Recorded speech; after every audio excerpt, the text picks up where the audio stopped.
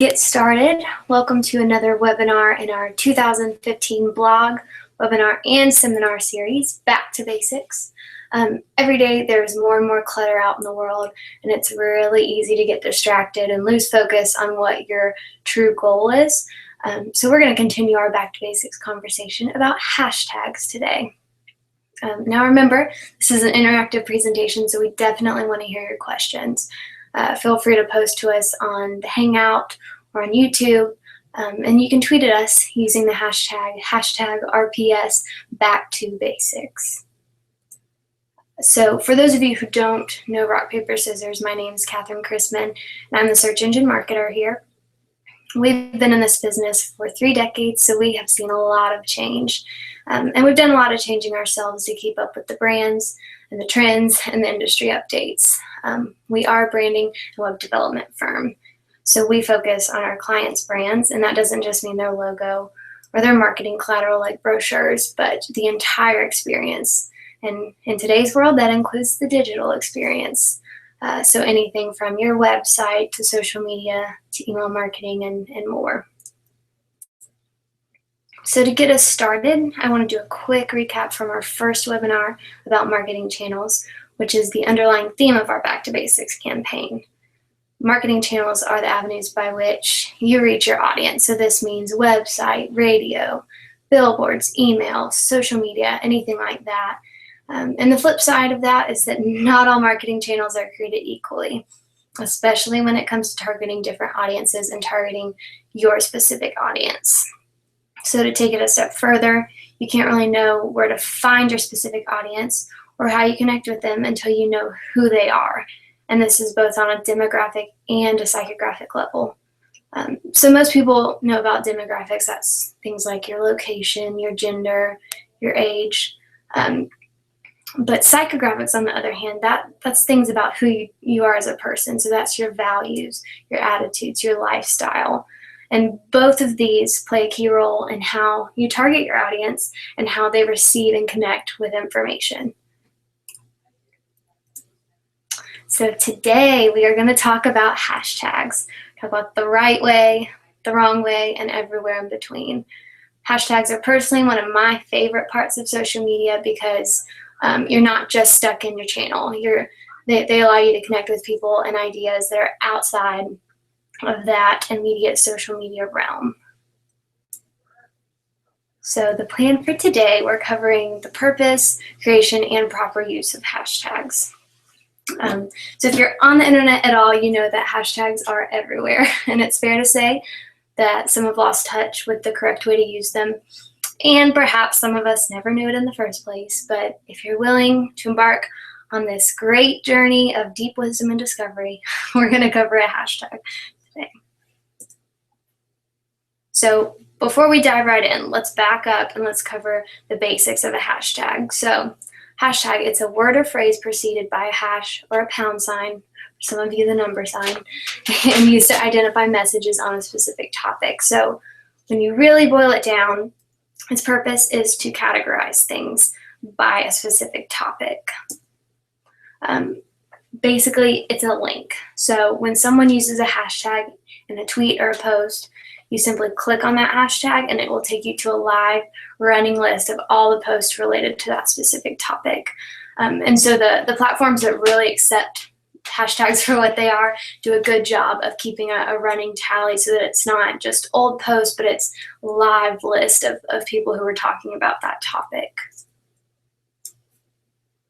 The beginning of hashtags. So for those of you who are new to the scene, hashtags originated in information technology to denote a special meaning or to categorize and later to label certain topics.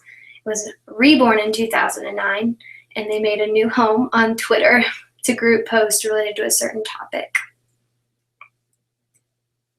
And then the rest of us mess things up.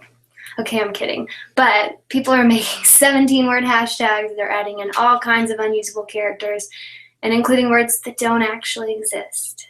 And I'm not saying we're all wrong, but there's a better way to do it and a better way to use them so that they do what they were designed to do.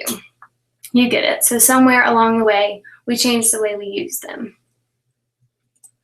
So let's cover how to use a hashtag. They aren't overly complicated and are exactly what you need to make social media interactions count. You simply place the pound symbol and then add a topic or word to the end of it. So by inserting that into a tweet or an Instagram or a post, you instantly connect with others who have used that same hashtag. So again, just broadening your horizons on social media. All right, so good examples of the right way to use a hashtag. Proper hashtags, they're simple, they're direct, and they help you group your tweet, post, or Instagram into a category for others to find. So for example, a few weeks ago, Apple launched its new Apple Music. So artists and fans and internet trolls alike posted their comments to the web.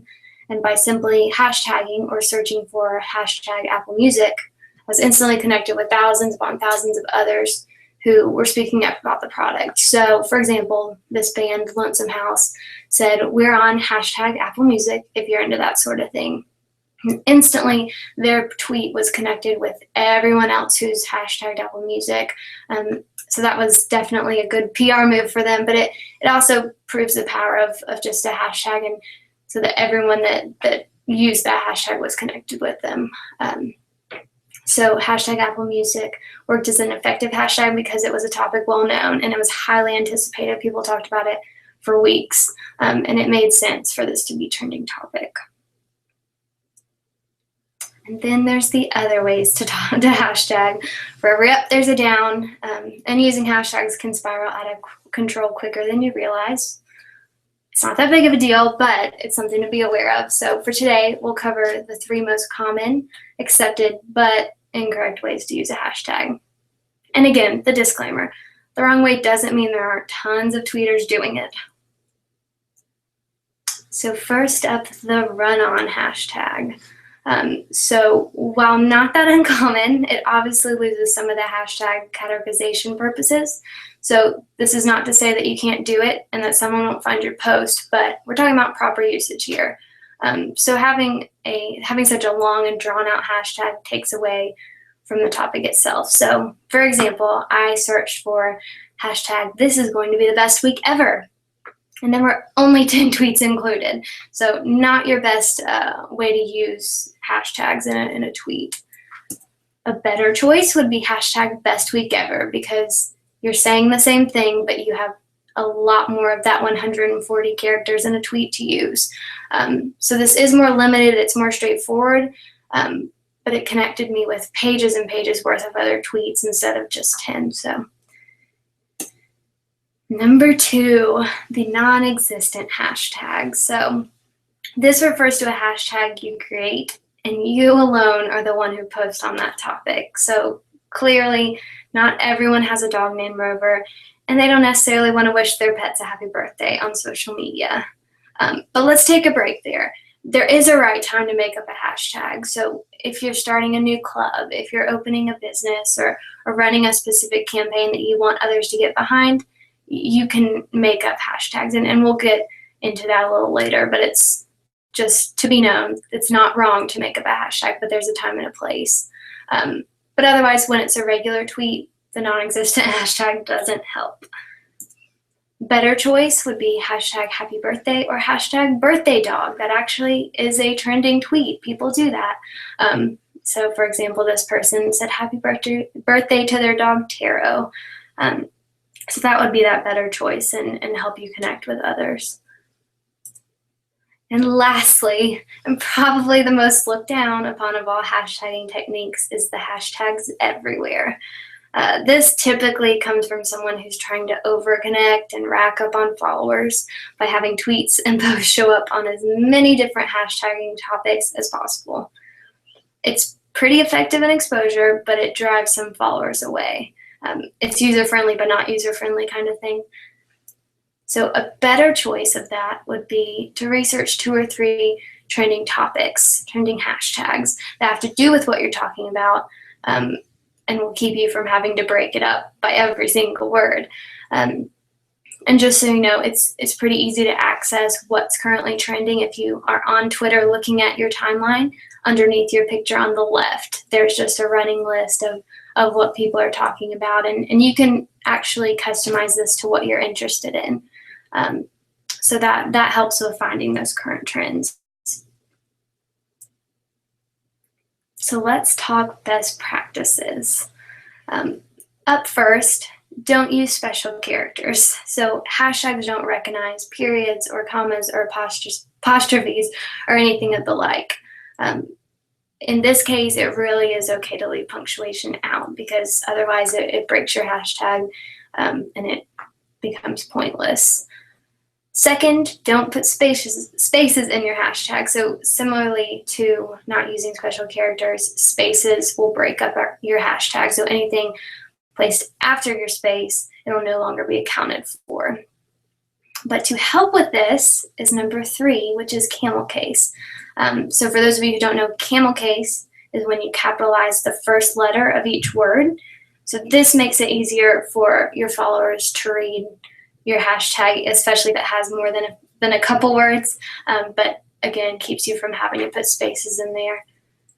Number 4, pay attention to trends. So if you want your hashtags to really count, you want to read up on what's the latest trends, what's happening, and it typically has to do with what's happening in the world, current events, and just paying attention to that and doing a little research when you get online will help you stay relevant on your social media platform. Number 5, hashtag with care. So making sure you understand the context of what you're tweeting, especially when it comes to your hashtag, is critical. You can take that from DiGiorno, and we're going to post a link about a huge issue that they ran into, thinking that they were tweeting about one topic and actually tweeting about a really very different. So it's definitely worth the read after the webinar. Take 5 minutes and take a peek at that. It's easy to understand, easy to assume that you understand the topic, and it can be completely different. It can be a PR nightmare going in blind. So also in honor of our hashtag webinar and with a playful spirit, we invite you to check out what Justin Timberlake and Jimmy Fallon have to say about hashtags. We're going to post that link as well, but they do a good job of showing just how out of hand hashtags can become. So take a look on the Google Hangouts for that.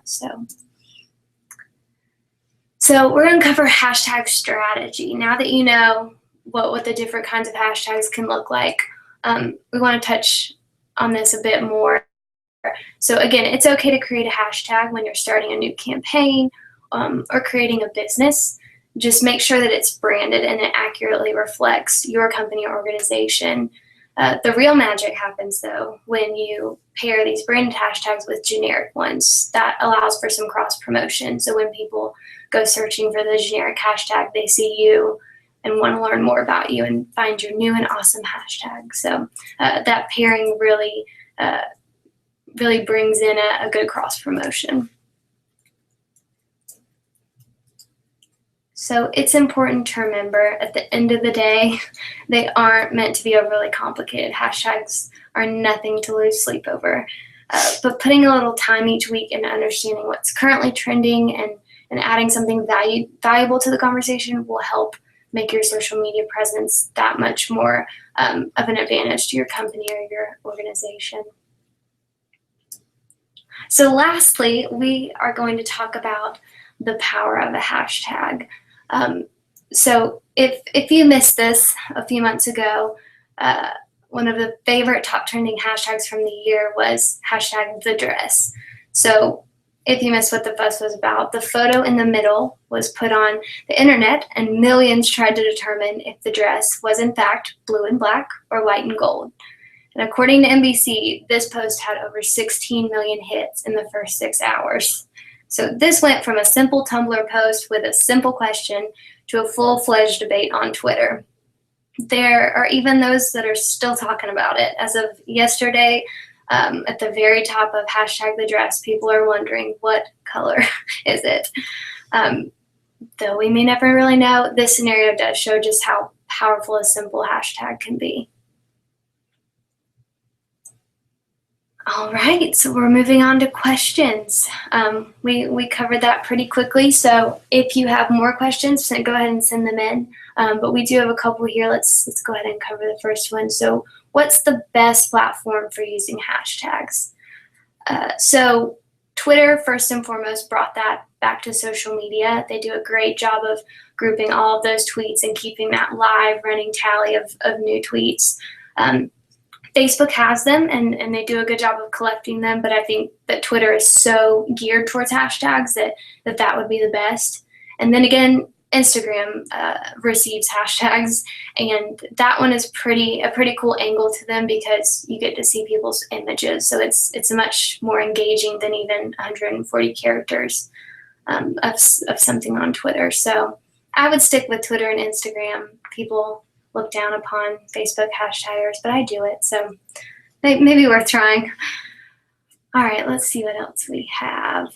So how many hashtags should you use in one tweet? So this is pretty subjective. Some people think 1, some people think 20. It's a tough call. I think that 3 is probably an appropriate amount because you still have room to use your 140 characters to actually talk about what you want to talk about versus filling it completely with tweets, or I'm sorry, with hashtags. But if it calls for more, it's really just depends on the situation, on what you're trying to talk about. Sometimes one simple one-word hashtag will do it, but sometimes you need 3 or 4, and it's okay. It's just all about balancing and understanding that context and when it's appropriate to do it. All right, let's see.